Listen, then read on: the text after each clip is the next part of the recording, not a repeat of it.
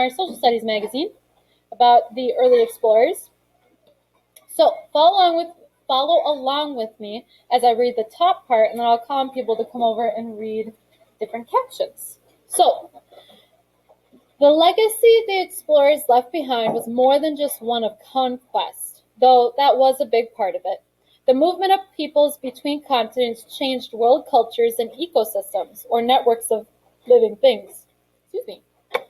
This cultural and biological exchange is known as the Colombian Exchange. Plants and livestock from one part of the world began to flourish on the other side of the globe. In more ways than one, the world was never the same again.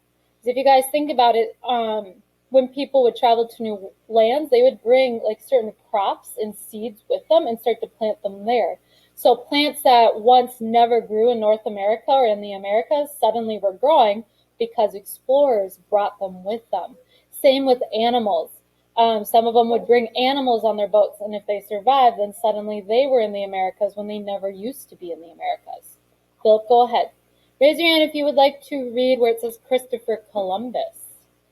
Let's have Emmy come on over. All right, Emmy, nice and loud for us. Christopher Columbus introduced sugarcane into Cuba. His second and third voyages, Cuba became Spain's primary source of sugar. In later centuries, vast sugar plantations in Caribbean relied on the use of slave labor. Sugar made the Caribbean islands most important stop on slave trade routes. Even today, sugar is still grown in North and South America. Awesome, thank you. So Christopher Columbus first brought sugar over on his second and third voyages, and so Cuba became Spain's primary source of sugar. Did you guys notice how it said that it relied on the use of slave labor? Do you know what that means? So, what it means by slave labor is, so in this instance, Christopher Columbus brought sugarcane crops. You need a lot of people to help maintain crops, right? Yeah. Well, they were early settlements. Only a few people on the ship, were staying. Some of them would go back to their home country. So unfortunately, instead of bringing people over and paying them to help maintain the sugarcane crops, they instead chose to, and we're going to talk about this more, essentially steal people from Africa and bring them against their will to the Americas as slaves and force them to work for them with no pay and basically acting like they were the owners of these people they stole from Africa. And so slave labor is work done by people who are slaves. Yes, Max?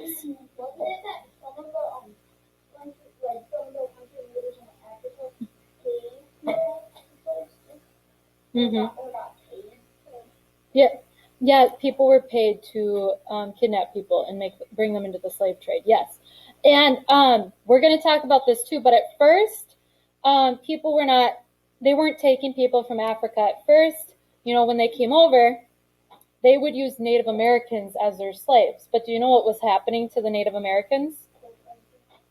Do you know what was happening to the Native Americans, Max?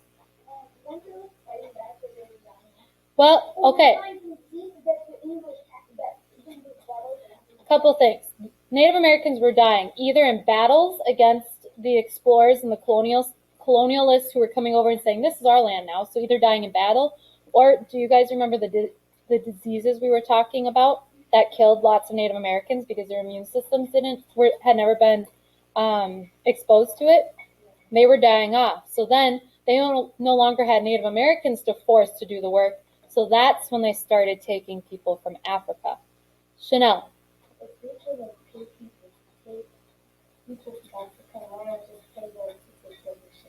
Exactly. I agree with you. And for my virtual learners, if you couldn't hear what Chanel said, she said, well, if you're willing to pay people to steal people from Africa, why not just pay people to do the labor itself in the first place? And that is a very valid question. And exactly, I don't know why they didn't choose to do that. Yes, Richie? Oh, I was just asking, can I do this like this? We're not on to that yet, but thank you. Yes, Jack L. I think the kidnapping was easier. Okay. And they didn't really want to do the sugar cane. And if they did make a trade, you can either get paid for this or you can get paid for this. Mm-hmm. I think they keep that job because they kind of slaves. Okay. Okay. Interesting. But yeah, there are many parts of our history that we should definitely be ashamed of. Like, I mean, we didn't personally do this, of course not, but there are parts of America's history that we should kind of feel bad about, and it should be uncomfortable to talk about. Kind of like the Holocaust that we've been talking about with Number of the Stars. It should make you uncomfortable to talk about it because it's so horrific. When we start talking about how Native Americans were treated and how people in Africa were treated, it should make you feel uncomfortable because you have empathy and we understand that all human lives are equal. Okay, so if we look at our map, it says land claims of the 17th century. We can see the different colors of the map, right? So the kind of golden tan color, that's land that Spain has claimed. The yellowish color, that's land that the Portuguese or Portugal has claimed. Green, the light green is the French. The pinkish color is the British. The Netherlands is just this little part of South America. It's like a greenish brown. Russia is purple, and then Sweden or Swedish is red, which where is right there. This tiny little dot. Right there. Yep, right there. Way to go, Sweden. Okay, who could come over and read the next caption for us? Let's have Richie, since you asked, you can come over. You were set to do it. Come on over. And read nice and loud for us. Oh, yeah. Yep. Oh, you're going to bring your own? Okay. All right, voices up, please. All right, go ahead, Richie. Today, most areas that were once claimed by European explorers have gained their independence and became strong nations of their own. The effects of European influence, however, can still be seen cultures, regions, ethnicities, and languages across the Americas. Still strongly affect the European nations that seized control of the land so many years ago. Thank you. It is. Thank you. So you guys, when we think of Americans, do we think of people who all look the same? No. No, we don't. We are made up of, have you guys ever heard of the term that America is a melting pot? No? So that term has been used to describe the North America, at least, actually pretty much all the Americas, because it's a melting pot of cultures. How many of you have ever made fondue before? Anybody? Fondue. It could be cheese fondue or chocolate fondue, but do you usually only use one type of cheese or one type of chocolate when you make a fondue to dip things in? No. You use a melting pot and you put lots of different types, right? Lots of different types of cheeses or lots of different types of chocolates. So the Americas are a melting pot of cultures. It's not just one culture, not just one religion. It's multiple different ones, and they, for the most part, coexist peacefully and together, united as one, right? Now, we know that that isn't always the case, but for the most part, we have lots of different cultures, lots of different religions, lots of different ethnicities. And that is very different from how other countries are. In other countries, there is sometimes only one religion that's allowed. And there is sometimes only one ethnicity or culture that's allowed. So the Americas are different in that way. And it's all because when we were discovered, see how there are multiple different colors in North America? That's because people from all different countries were coming to North America and establishing their cultures in different regions and creating a country made up of more than just one religion, one ethnicity, and one culture. So that's pretty cool that we were founded by different countries because it allowed us to be where we are today with this mix of people, which is one of our strengths as a country. Now, if we go on to page 17, who would be able to come over and talk to us about potatoes? Let's have Senna come on over. Bring your magazine. Yep.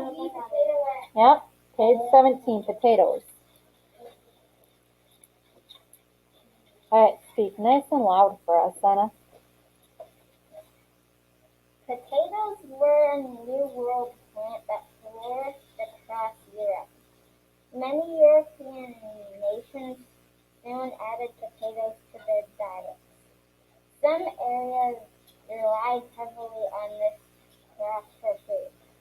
Ireland was one of those areas. From 1845 to 1849, a blight accidentally brought to America destroyed many potato crops in northern Europe. About 1 million people died from the potato famine in Ireland alone. 2 million people left Ireland for the United States. Awesome. Thank you, Senna. So you guys, a famine, have you ever heard someone use the term like, I'm famished, which means I am super hungry? A famine is when people starve. So the potato famine in Ireland, that killed about 1 million people, which basically means about 1 million people starved to death. So when you hear about the Great Potato Famine, that's what they're talking about. And so 1845 to 1849, a blight was accidentally brought from America, which destroyed many potato crops. I think a blight is like an insect. You know how we have pesticides that we sometimes spray on things to protect it from certain insects? They of course, that's a little more than a pesticide. But what was I saying? They didn't have pesticides back then, right? So if a new insect was introduced to a crop and it really liked it, it could decimate it. It could just completely wipe it out. And so it wiped out tons of potato crops. And so in Ireland, for example, they had lots of potato crops. So not only was that one of their main sources of food, but then also, do you think a lot of them were potato farmers? Yeah. If the only thing you grew was potatoes and then your entire crop was wiped out, do you have any source of income now? No. So people, not only were they losing their source of food from their own crops, but then they weren't earning enough money to buy more food because their way of living has been destroyed. Jack L. It's just like Asian beetles destroy flowers. Exactly. It's just like how Asian beetles will destroy certain flowers and trees too. Yeah, trees die for no reason. One season they were super healthy, the next season they're suddenly wilting. Sometimes an insect is to blame. All right. Images of the American Southwest. Who can come and read that for us? Let's have Iosias come on over. All right, go ahead, Iosias, nice and loud. Images of the American Southwest often showed wild horses and herds of cattle. Neither of these animals is native to North America. The Spanish brought horses and cattle with them. Today, in places like the United States and Argentina, tens of millions of cattle are raised for the beef industry. Horses became important to many Native American tribes.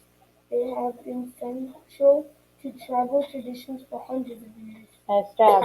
How many of you thought that horses were native to the Americas? Yeah, they weren't. Spain brought them over, horses and cows, cattle. And so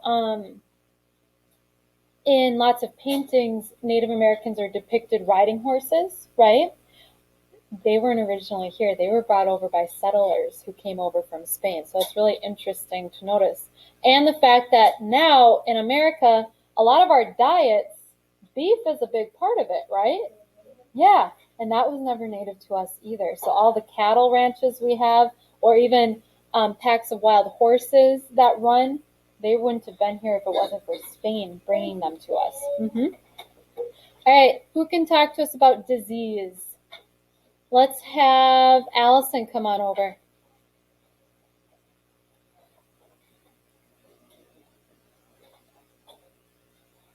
All right, nice and loud for us, Allison. Disease was probably the most effective Conquistador. conquistador in the New World. Native Americans had no Resistance. resistance to European diseases. These included smallpox, measles, Malaria.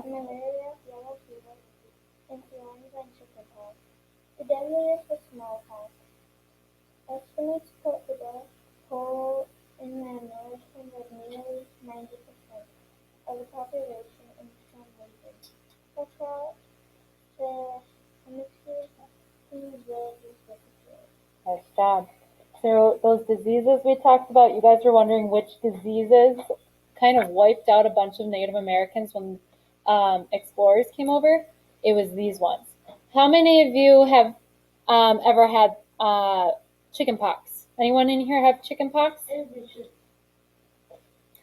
We now have vaccines for all of these things. We have a smallpox vaccine, measles, I'm sure yellow fever is included in there. We all get a flu shot every year, smallpox, chickenpox, all that. We have vaccines now. But Native Americans, like I said, they had never been exposed to these types of illnesses, so their bodies had no idea how to fight it off, and so their immune systems couldn't help them, and that's why they died in mass numbers. Because if you think about how contagious the flu is, all of these diseases were just as contagious. So if one person in their village got it, it would sweep through the entire village and kill most of the people it infected. Jack L. My neighbor had chickenpox and they had the vaccine, so he had it for one day and then he just had it again and then they went to the vaccine and then he done it again. Exactly. Yep, and it's amazing what vaccines can do for us now. Eosius. So, I have a couple questions. Okay. First, isn't you can only get chickenpox once?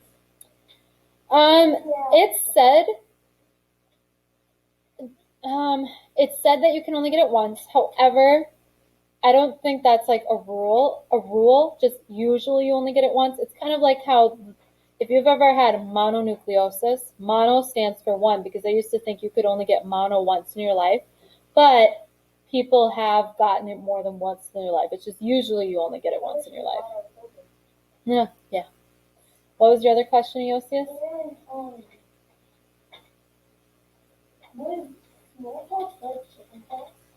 Yeah, they were similar. So usually if there's a pox as a part of the disease, it's when you get bumps on your body.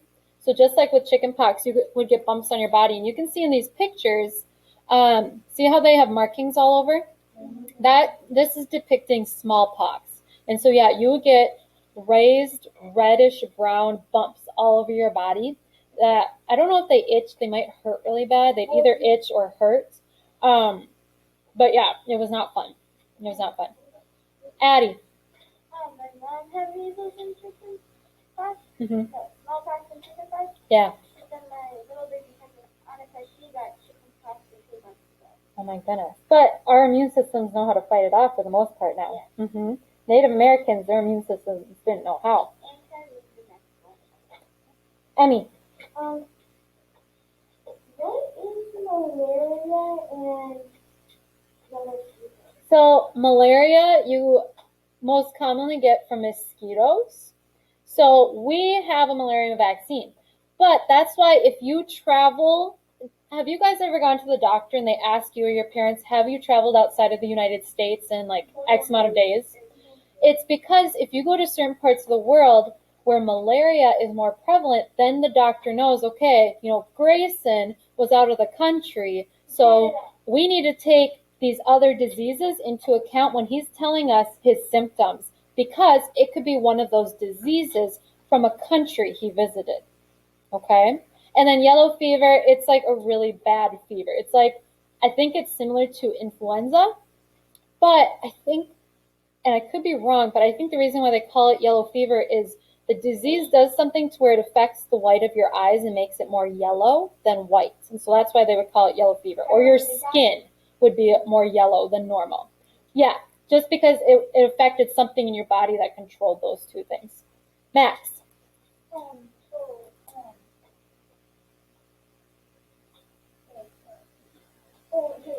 Yeah. Yes.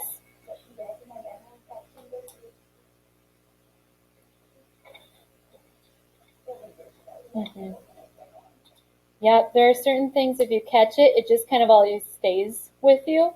I mean, you might not be having symptoms from it, but it might just stay with you. And chickenpox is one of those. You could develop shingles. It's something that you can get from chickenpox. It just kind of stays in your body. Once in a while, you won't feel good because of shingles, but it's not usually an all the time kind of thing. And not everyone who gets chickenpox gets shingles, but some people do. A few more questions, then we have to finish up. Mackenzie? My dad said that everybody once in their life will get chickenpox. Yes.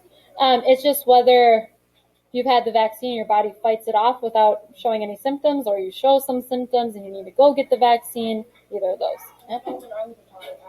You had it? Okay. Yep. Who haven't I called on yet? Okay, Allison.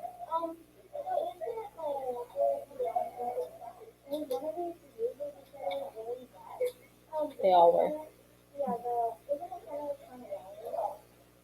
Well, I suppose you could say it's similar to COVID only in the sense that just like how our bodies had never experienced COVID-19 before, Native Americans' bodies hadn't experienced these diseases before. So that's why, currently so many people are getting sick from COVID-19 because our bodies had never experienced it. That's why so many Native Americans got sick back then, because their bodies had never experienced these diseases. So that's a good comparison, Allison. Jack L. I know the worst part of when I had influenza was they have to stick this thing up your nose, and it goes deeper than an actual COVID test. They go this and they kind of It goes like, yep, like right up here. It's hurt. It's not fun. Yeah, it's not fun. We do need to keep reading. So, Addie, come on over for the oral traditions. Follow along, nice and loud for us, Addie. The traditions of Native American tribes are deeply rooted in their various cultures. Stories are told and passed from one generation to the next. Some stories include tales of creation and mortality. Some outline codes of law and the history of the people. Most tribes do not have a written language, and no tribes north of Mexico did. Europeans brought writing to these parts of the Americas. Yep. This allowed the histories and cultures of some tribes passed down orally for thousands of years to be written down and recorded. Nice job. So a lot of these Native American cultures, you guys, because they did not have a written language for many, many years, their stories and their culture were purely passed down by stories and word of mouth. So you can imagine when lots of Native Americans were dying from these diseases and battles with colonists, there weren't as many people to pass down those stories. So there are lots of stories and traditions that got lost, that are lost from Native American histories because they didn't write them down and there weren't as many people alive to pass it down to their children and their children's children. So I think there's actually a great documentary. It's something about the lost culture, and it's about Native American cultures that have lost bits and pieces throughout the years because so many of their numbers have been decimated and they didn't have very many people alive to tell those stories. Nice job today. Here's what we're going to do.